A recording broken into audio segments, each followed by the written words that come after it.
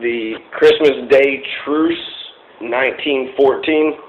This was an extraordinary day, Christmas Truce in 1914 in the middle of World War I.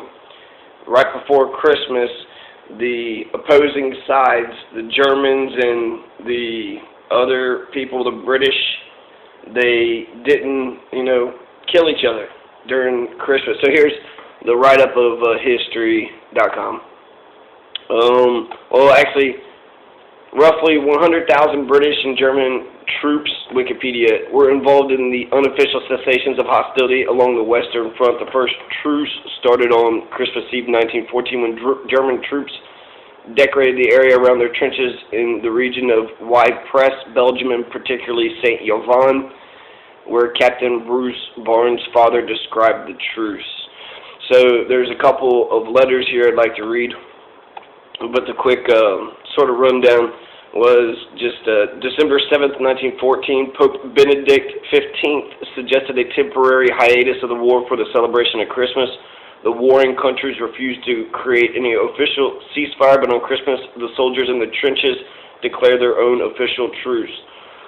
This was right at the beginning of the war, 1914. Nothing like this was ever tried again. And so some German soldiers emerged from the trenches, approached the Allied line across no man's land, calling out Merry Christmas in their enemies' native tongues. At first, the Allied soldiers thought it was a trick, but then they got up, they shook hands with the enemies. The men exchanged presents of cigarettes and plum puddings and sang carols and songs. There's even a documented case of soldiers from opposing sides playing a good-natured game of soccer. Some soldiers used this short-lived ceasefire for a more somber test, the retrieval of the bodies of fellow combatants who had fallen within the no man's land between the lines. The so-called Christmas truce of 1914 came only 5 months after the outbreak of war in Europe and was one of the last examples of an outdated notion of chivalry between enemies and warfare. It was never repeated. Future attempts at holiday ceasefires were quashed by officers' threats of disciplinary action, but served as a heartwarming proof, however brief, that beneath the brutal clash of weapons, the soldiers' essential humanity endured. During World War I, soldiers on the Western Front did not expect to celebrate on the battlefield, but even a world war could not destroy the Christmas spirit. Here's a letter, Bruce Barnes' father. I wouldn't have missed that unique and weird Christmas for anything. I spotted a German officer, some sort of lieutenant, I think, and being a bit of a collector, I intimated to him that I had taken a fancy to some of his buttons. I brought out my wire clippers and with a few deft snips removed a couple of his buttons and put them in my pocket. I then gave him 2 of mine in exchange.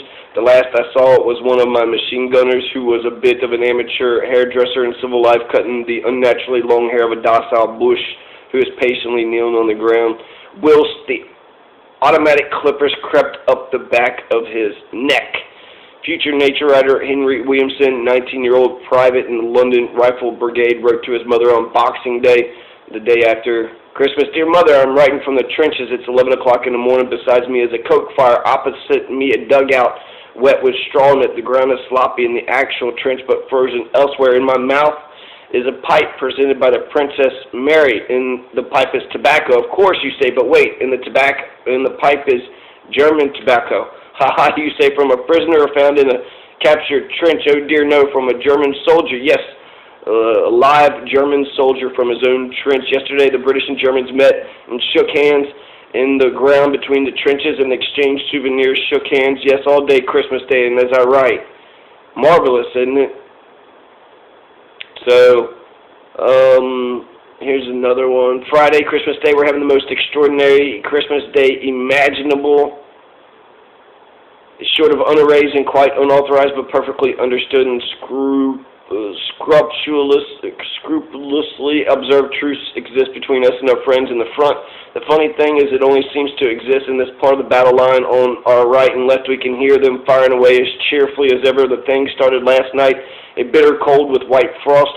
Soon after dusk when the Germans started shouting Merry Christmas, Englishmen, to us, of course our fellows shouted back and presently, large number of both sides had left the trenches unarmed and met in the debatable, shot-ridden no-man's land between the lines. Here the agreement, all on our own, came to be made that we should not fire at each other until after midnight tonight. The men were all fraternizing in the middle. We naturally did not allow them too close to our line and swapped cigarettes and lies in the utmost good fellowship. Not a shot was fired all night. Of the Germans, he wrote, they are distinctly bored with the war. In fact, one of them wanted to know what on earth we were doing here, fighting them. The truce in that sector continued into Boxing Day. Commented about the Germans. The beggars simply disregard all our warnings to get down from off their parapet, so things are at a deadlock. We can't shoot them in cold blood. I cannot see how we can get them to return to business.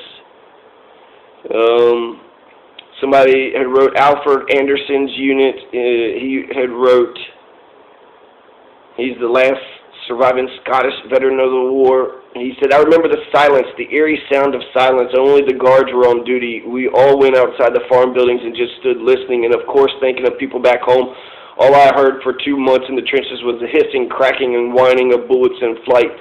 Machine gun fire and distant German voices, but there was a dead silence that morning. Right across the land as far as you could see, we shouted, Merry Christmas, even though nobody felt merry. The silence ended early in the afternoon, and the killing started again. It was a short peace and a terrible war. So, comrades, rendezvous. They said they didn't want to shoot. They were tired of making war. They were married like me. They didn't have any differences with the French, but with the English. Then eventually the,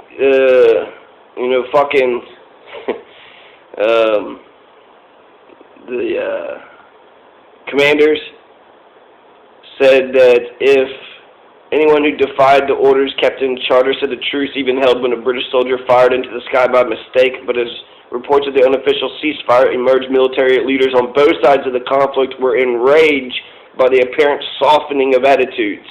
Even Hitler was against the truce. He was pissed off, right? He was a soldier in that war. Anyone defying orders faced court-martial and execution. And then the fighting started again. So, there's a vivid picture of the brief goodwill in the war. He said contained. The war had so much bitterness and ill feeling, but the truce didn't last that long. The extraordinary truce has been quite impromptu. There were no previous arrangements, and of course it had been decided that there was not to be any cessation of hostilities. The war continued for almost 4 more years, resulting in the deaths of 37 million civilians and military personnel. They were gassing each other. They were on the front lines. World War I, World War II were, the breakdown of Western society, of the West as civilized, and why are, we killing each other at such extraordinary rates. Also, the oppressors versus the oppressed. The oppressors versus the oppressed. The soldiers on the front lines. I talked to an American woman, and she had actually said that why don't the troops just get down and pray and just stop with the war? And that seems like some type of fairy tale, but Christmas 1914, that's what actually happened. And it wasn't, they didn't just get down and pray, because they're sitting ducks, right? But they were able to, 100,000 Germans and British were able to make the Christmas spirit stop a world war. And of course, commanders on both sides of the account wanted them, the oppressors, get in line, do your duty, boy, do what the fuck you said, get up there and do some suicide mission or some bullshit. And that's how it is. It's the oppressor class are the ones who decide the wars, and then the oppressed class are the ones who fight it. And these are regular men. There's no difference between the British and the German soldiers. They had families. They didn't want to be in the war. They hated the fucking thing. They didn't understand why, some of the Germans were like, why are you even over here? Why are you even killing us? And apparently there wasn't really good explanation for the thing. And the people don't want the war. The people, this is Eugene Debs, the people don't ever declare the war. The war is declared by the ruling classes, and then they get the people to fight for it.